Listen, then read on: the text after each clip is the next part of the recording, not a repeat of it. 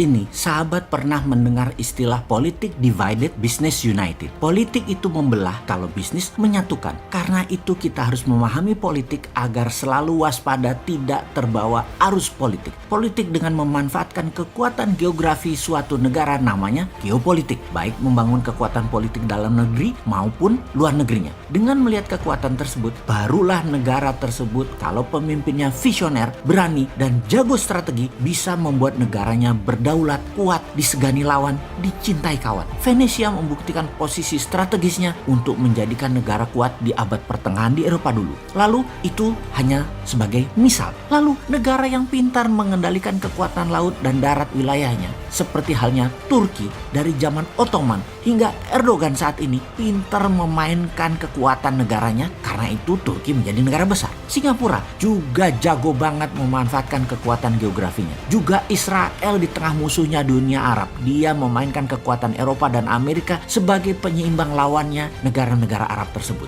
Banyak daerah strategi seperti Panama, Mesir, Taiwan, Hong Kong memainkan cantik wilayahnya. Namun banyak juga yang tidak pandai. Salah satunya adalah negara-negara Arab. Lokasinya strategis, sumber daya alam minyak dan gas strategis. Tetapi negara Arab tidak bisa menjadi negara superpower. Makmur iya, superpower atau negara besar, big country, tidak bisa, atau dibacanya tidak boleh. Jadi yang membuat tidak boleh adalah negara besar dan negara superpower. Mereka rule the world saat ini. Karena itu dalam kacamata pertahanan negara, negara besar punya nation interest, punya tujuan bernegara terhadap negara lain. Dan kita harusnya membaca dengan teliti, karena nation interest negara lain menjadi nation threat, negara lemah. Menjadi ancaman kedaulatan, negara lemah, nation interest negara besar lainnya. Kita bahas ini sejak lama. Kita kembali lagi agar paham bagaimana cara bernegara agar menjadi negara berdaulat. Agar Indonesia tidak goblok-goblok amat seperti negara-negara yang tidak berdaulat lainnya. Kita ini harusnya lebih besar dari Turki,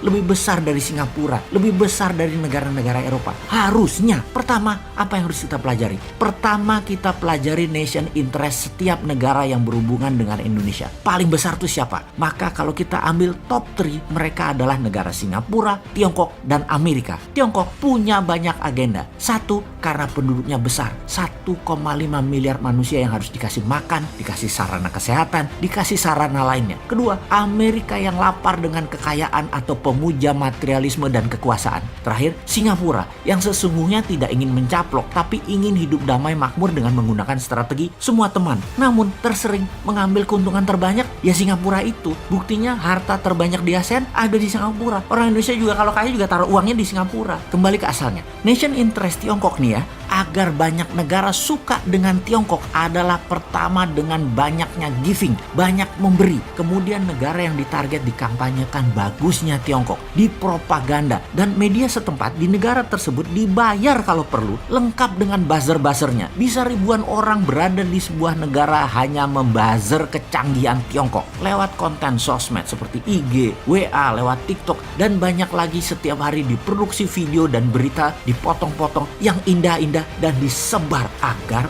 negara tersebut terpesona dengan Tiongkok. Jangan tanya media mainstream, digarap sejak lama. Film Hong Kong, film-film dinasti Tiongkok lama sudah diedarkan dan digencarkan, bahkan masuk ke Hollywood. Sejarah tulisan tentang Tiongkok digarap rapih. Itulah Kementerian Propaganda yang pegang dari Tiongkok. Semua informasi tersebut diorkestra dengan baik. Setelah media, apalagi yang digarap? Yang digarap adalah kebijakan-kebijakan bernegara, parlemen, dan partai-partai negara yang akan ditarget. Digarap setidaknya individunya. Orang mereka dalam tanda petik payroll, digaji, diopeni, diurusi, dimakmurkan dalam bahasa sederhananya. Namun bagi mereka yang tidak paham idealisme bernegara, semua itu seperti business as usual, kayak lagi bisnis biasa aja. Padahal mereka ini diarahkan untuk memuja Tiongkok, tetapi di kepala mereka ini bisnis kok gitu ya. Karena pendekatan yang dipakai dalam menjalankan strategi Tiongkok adalah menggunakan economic approach. Karena itu pejabat gak kerasa, rakyat banyak yang gak kerasa dikuras, padahal hartanya dalam jangka panjang akan musnah itu aset bernegara di Indonesia. Sungguh, Tiongkok itu butuh sumber daya alam suatu negara. Dia akan sikat dengan berbagai cara. Dan terakhir biasanya adalah dengan membangun aliansi kepada banyak pemimpin daerah dan pemimpin pusat di mana mereka ikut bermain. Modali mereka, kalau perlu menangkan mereka agar dapat jabatan tersebut. Semua terorkestra rapih, perlahan, jangka panjang sehingga tidak terasa. Jangankan tidak paham, yang paham pun bisa terlena karena halusnya propaganda dan cara mereka bermain. Tahu-tahu aset negara habis saja. Setelah itu kita dilepeh deh. Ibarat lonte sudah habis dipakai ya ditinggal.